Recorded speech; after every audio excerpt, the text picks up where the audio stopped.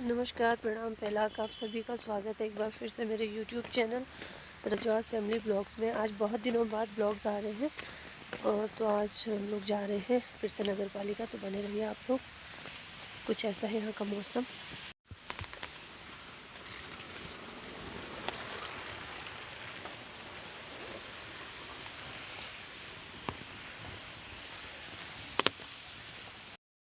जैसा कि आप लोगों ने मेरे शॉर्ट्स के माध्यम से देखा ही होगा कि कुछ ऐसी सिचुएशंस हो गई थी कि हम लोग ब्लॉग नहीं बना पा रहे थे। मन तो अभी भी नहीं है, लेकिन चीज़ों को कंटिन्यू करना भी ज़रूरी होता है लाइफ में।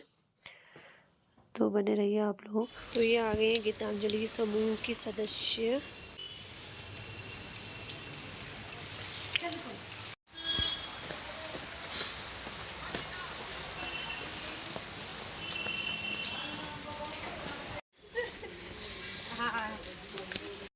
जैसा कि आप लोग देख रहे हैं, जिला विधिक सेवा प्राधिकरण नैनीताल के तत्वाधान में यहाँ पर आज हो रहा है जनसंख्या जागरूकता अभियान और सभी एसएचजी की महिलाएं यहाँ पर आई हुई हैं।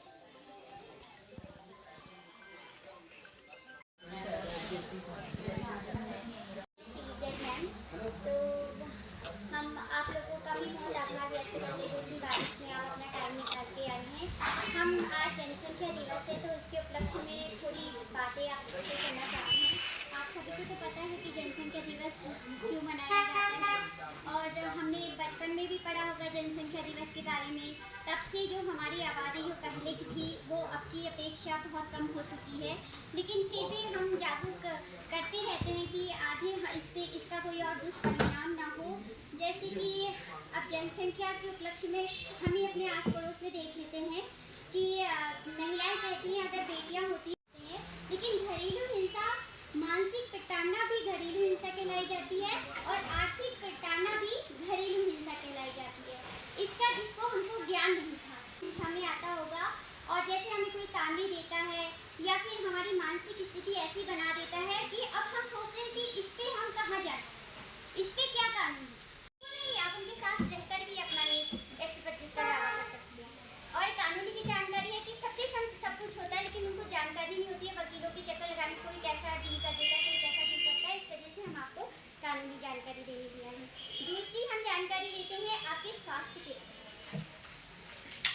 मैंने देखा है हमारे घर में छोटी लड़कियां हैं, अभी हाल ही का केस में नशीले पदार्थों का प्रयोग कर रहे हैं बच्चे, तो उसके उपलक्ष्य पे भी हम आपसे बात करना चाहते हैं। हाईकोर्ट से निर्देश हुए हैं कि इस पे भी हम लोगों को जागरूक करें।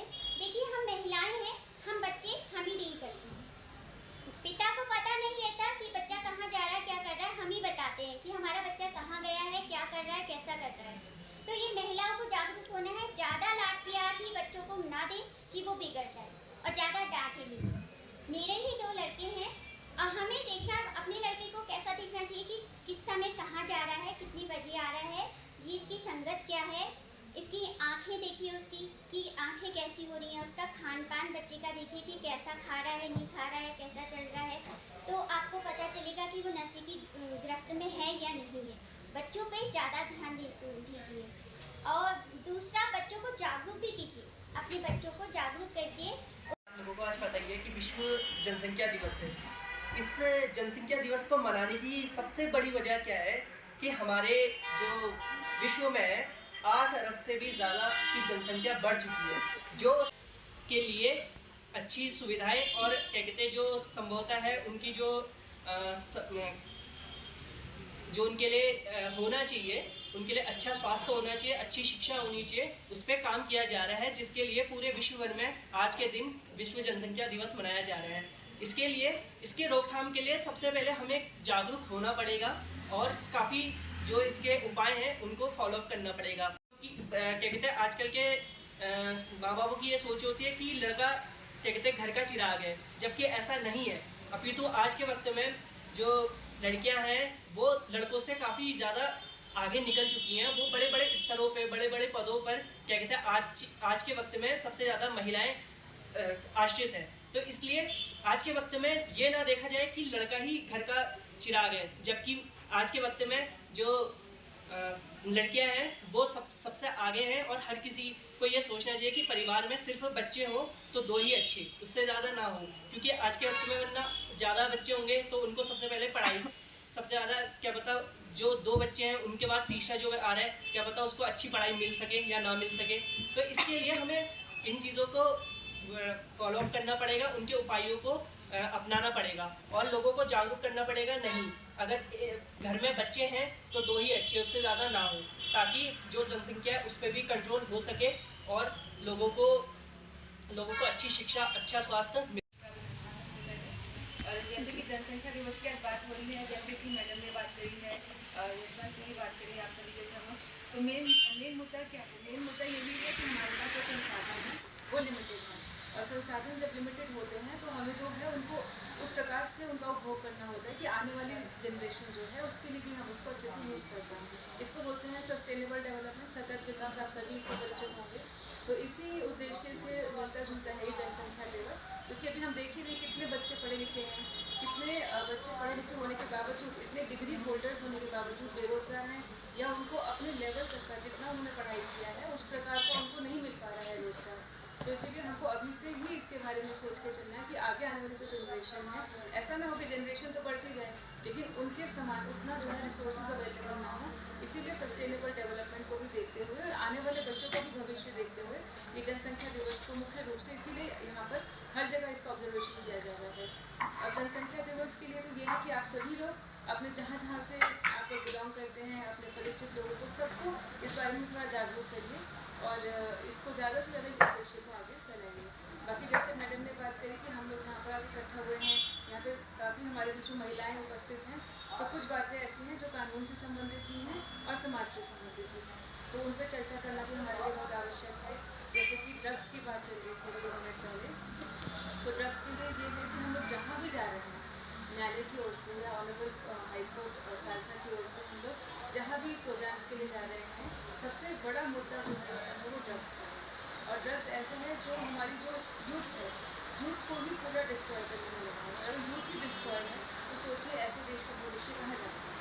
तो जो यदि आप जेल चले जाइए, चाहे आप नशा मुक्ति केंद्र चले जाइए, चाहे आप स्कूल्स में जाइए, कॉलेजेस में जाइए, हर जगह जो कंप्लेंट है, चाहे प्रिंसिपल की, चाहे जेलर की, चाहे कोर्ट्स में चले जाइए, हर जगह सबसे ज़्यादा केसेस जो है वो ड्रग्स के केसेस हैं।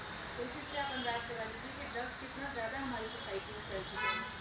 तो जितना ड्रग्स का नियंत्रण करने के लिए अगर हम कहें कि हम लोग बच्चों से मिले हैं या फिर हम नशा मुक्ति केंद्रों में मिले हैं, तो हमको सबसे एक इम्पॉर्टेंट जो बात निकल करके आई है कि बच्चे क्यों पढ़ रहे हैं नशे में, उसके पीछे मेन कारण ये है कि बच्चे स्ट्रेस में हैं। जो बच्चे स्ट्रेस में हैं वही बच्चे नशे की तरफ बढ़ रहे हैं। तो इसीलिए पेरेंट्स होने के नाते या फिर जैसे आप लोग सब महिलाएं, किसी की बहन होगी, किसी की मौसी होगी, तो आप लोग जो है घर पे इस चीज़ को बच्चों के साथ स्ट्रेस रिलीव करने के लिए उनसे काउंसलिंग करिए। बाहर हम बच्चा एक बार नशे में पड़ गया, उसके बाद हम उसको काउंसलर के हाथों में देंगे, तो क्यों नहीं बेहतर है कि हम घर पे ही बच्चे की काउंसलिंग कर लें।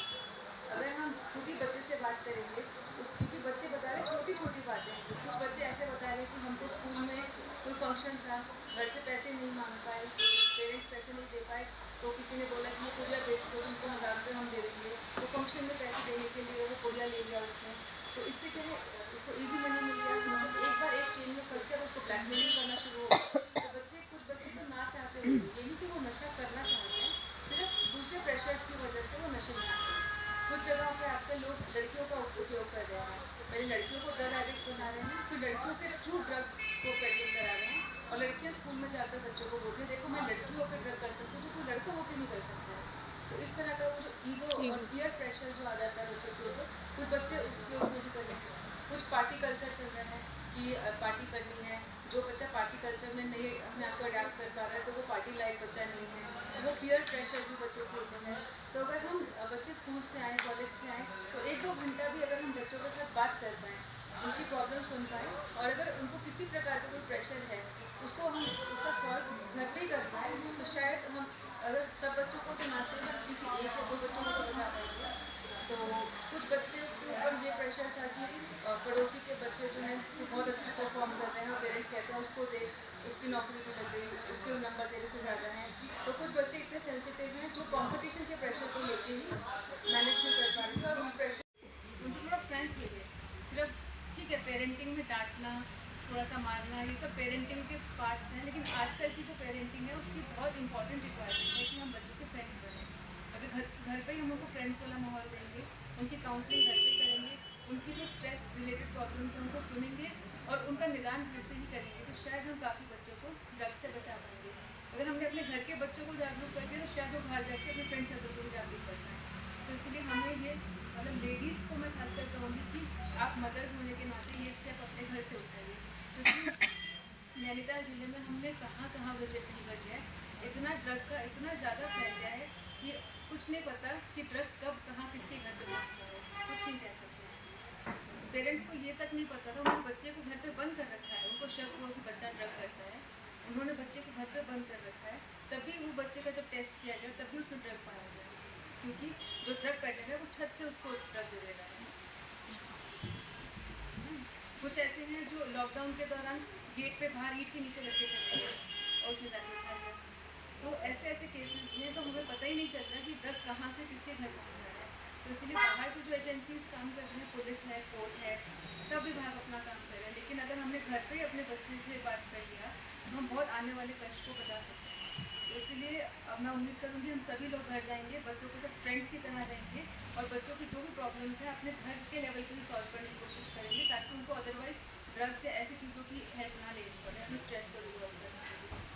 और जैसा कि मैडम कह रही थी कि घरेलू मैटर्स के बारे में, तो ये अच्छी बात है कि हाँ, जो लोग, क्योंकि कभी भी कानून बनाए जाते हैं तो कानून स्पेशली उनके लिए ही बनाए जाते हैं जो कि सोसाइटी में एट पार नहीं है, जो सोसाइटी में बिल्कुल समान है, जिनको सब राइट्स मिल रखे हैं, जिनके साथ कोई प्रताड़ना नहीं हो रही, तो उनके लिए तो कानून बनाए भी नहीं जाते। स्पेशली कानून उन्हीं के लिए बनाए जाते हैं जिनके साथ कुछ प्रताड़ना हो रही है या फिर अभी वो स्पेशल कैटेगरी में है और सोसाइटी में एट पार नहीं आ पा रहे थे। तो ऐसी कंडीशंस देखी गई कि वाकई मतलब जितना भी हम बात कर रहे हैं कि जेंडर इक्वालिटी की, लेकिन हाँ, समानता कहीं ना कहीं लोगों की नज़र में अभी भी समानता नहीं थी, इसीलिए इस प्रकार के कानून बनाए गए महिलाओं के लिए। जैसे कि मैडम बात कर रही थी घरेलू हिंसा की, मेंटेनेंस की, सभी प्रकार के जो नियम हैं, कानून हैं, सब महिलाओं के लिए ही तो हैं।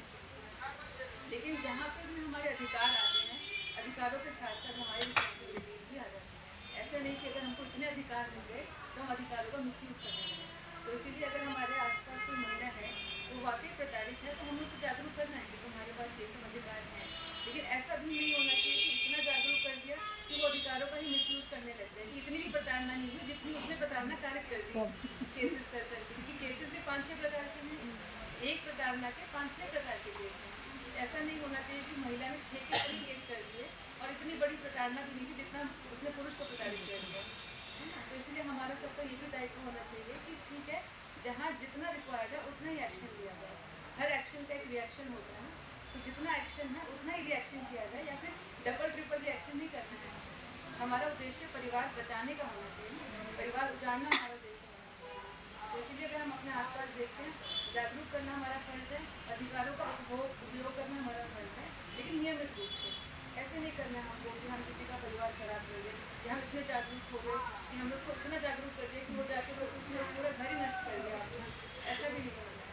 तो इसीलिए अधिकारों के ज्ञान होना आवश्यक है, लेकिन ज्ञान का उपयोग कैसे करना है वो भी आना चाहिए। तो इसलिए हम अपने घर जाएंगे, अपने बच्चों से काउंसलिंग करेंगे, महिलाओं से भी काउंसलिंग करेंगे, लेकिन अच्छा रिजल्ट निकालने की कोशिश करेंगे। और एक बात और जो आई थी कि बच्चियों के प्रति जो है, तो आजकल का युग जो है वो बच्चों के साथ फ्रेंड्स रहने वाले हैं।